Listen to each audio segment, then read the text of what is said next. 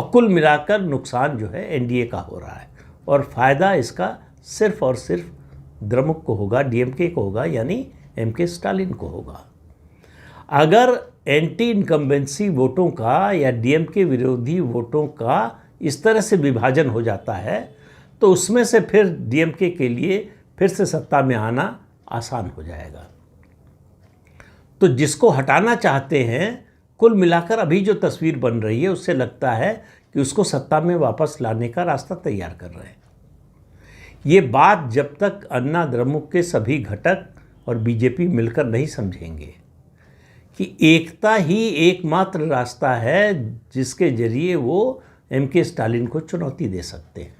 हालांकि बीजेपी की कोशिश ये थी कि टीवीके यानी विजय की पार्टी भी एनडीए के साथ समझौता कर ले, अगर एनडीए गठबंधन में ना आए तो कम से कम सीटों का तालमेल कर ले। लेकिन अभी विजय जो है घोड़े पर सवार है। उनको लगता है कि उनके जितने फ़ैन हैं और उनकी संख्या लाखों में है, वो सब फैन उनके वोटर बन जाएंगे। ये ऐसा मामला है जिसके बारे में कोई भविष्यवाणी नहीं कर सकता, क्योंकि तमिलनाडु की राजनीति में पार्टियों के जो कैडर हैं, जो समर्थक हैं, वो बड़े कट्टर समर्थक हैं। वो आसानी से अपना अलाइनमेंट बदलते नहीं, अपनी वफादारी बदलते नहीं।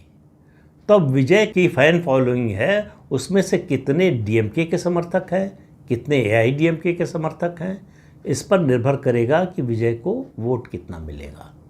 तो डीएमके और एआईडीएमके के समर्थक अपनी पार्टी को छोड़कर विजय की पार्टी के साथ चले जाएंगे, इसकी संभावना कम है। तो एक चीज़ तो बड़ी स्पष्ट नज़र आ रही है कि तमिलनाडु विधानसभा का चुनाव जो अगले साल 2026 में मार्च अप्रैल में होने वाला है, उसमें किसी एक पार्टी को बहुमत मिलने की संभावना लगातार घटती जा रही है। त्रिशंकु विधानसभा यानी हंग असेंबली की संभावना बढ़ती जा रही है। लेकिन सवाल फिर वही आएगा कि सिंगल लार्जेस्ट पार्टी कौन बनेगी।